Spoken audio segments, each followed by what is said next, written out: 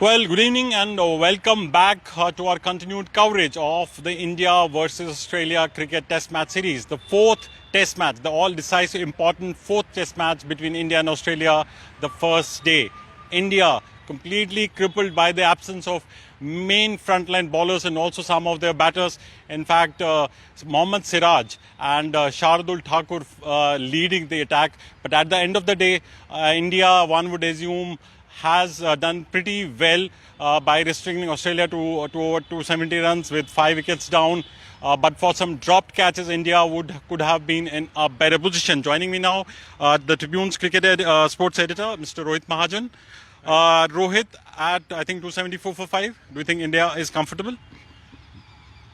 Yeah, they won't be very unhappy with this score. Right. 274 for 5 against a very strong Australian, after they won the toss and elected to bat against a very strong Australian team, getting Smith out early, and so they would be happy with it, right. considering the fact that they have two debutants right. in the 11 and a very weak pace bowling attack. You can't call it an attack. So overall, I think they would be happy with it. But again, you talked about two drop chances. Labuschagne, if the first had been taken, that was a simple one. Right. Rahane dropped a very simple regulation catch. If that had been taken, they would have been 90 odd for 4. Right. And who knows what might have happened after that. But you can only talk about ifs and buts after the game. But overall, not a very bad position for India to be in.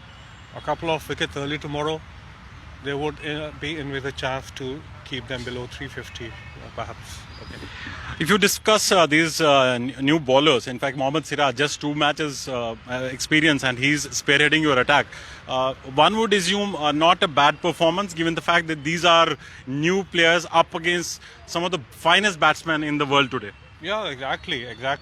You have US Smith, probably the best batsman in the world, though he's not ranked number 1 right now. Right. David Warner, though he's coming after an injury. Labuschagne, again, a very fine batsman at the top of his game. And Wade and Payne and Cameron Green, young guy, but again, a very good batsman. So overall, I think the pace attack did a very good job. And I was a little surprised by how effective Natarajan was. He's primarily a 2020 bowler, right. But he was impressive in the 2020 series against Australia, in the one-day series against Australia, and then again today he did a very good job getting Labuschagne with a bouncer, with a short ball, right. And another wicket. So 2 wickets for Natarajan on debut. That sounds very good. Also, let's talk about Washington Sundar, his debut and filling into the shoes of R. Ashwin. Did quite a pretty job, okay job. He did. So what were his figures? His figures, yeah, he bowled 22 overs for 63, which is pretty good. And a couple of early wickets, and I think there were three down for 90 what I think. Yeah, 87. Yeah. So 17 for 2 after getting both the openers, and then the two top batsmen, Labuschagne and Smith, had a very good partnership.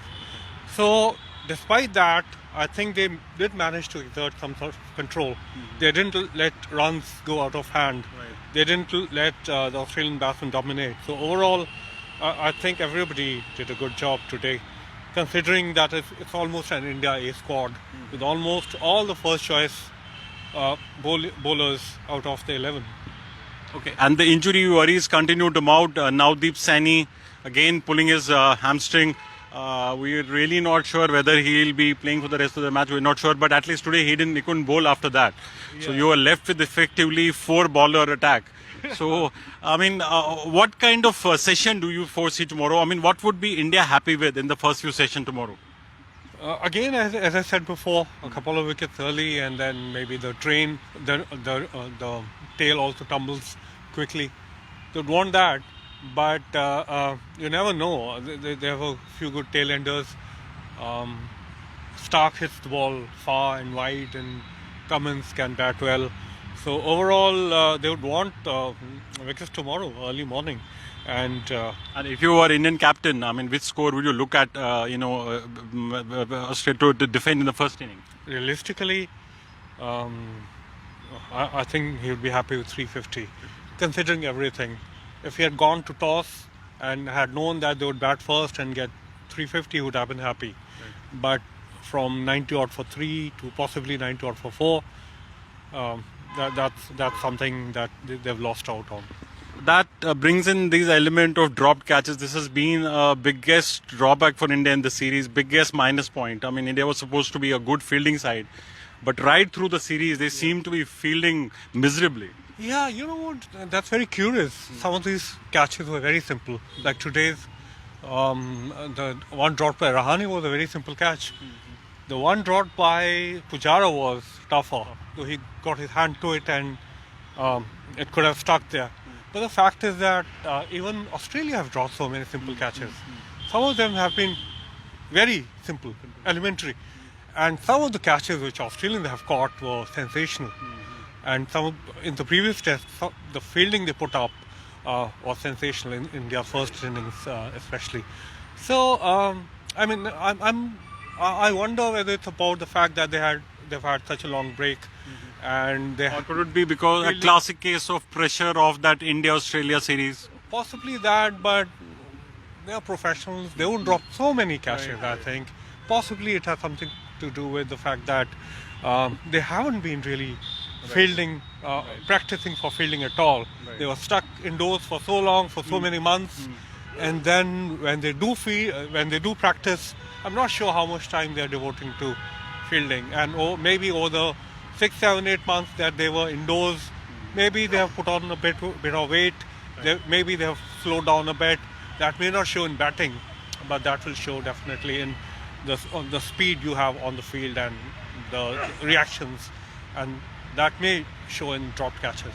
Okay, also, any update on the weather conditions for second day? Or still I think rain was forecast, but again, we'll know tomorrow. I'm not really sure. But rain was forecast for initial few days of the test. So, right, Rohit, thank you so much. So that was the day one analysis of the all-important fourth and final cricket test match between India and Australia. As Rohit Mahajan has remarked that, it's quite a decent performance by India by restricting Australia to the kind of score they have at the draw of stumps, considering the fact that we have a second string bowling attack taking on the mighty Australians. Now it remains to be seen how India perform in the first few sessions. On the second day, that could perhaps hold the key for the entire test match. We'll keep on providing you update on this final test match, and you can also log on to our website www.tribuneindia.com and also follow us on our other social media platforms for not just the cricket updates but also other news and updates. Meanwhile, thanks for watching.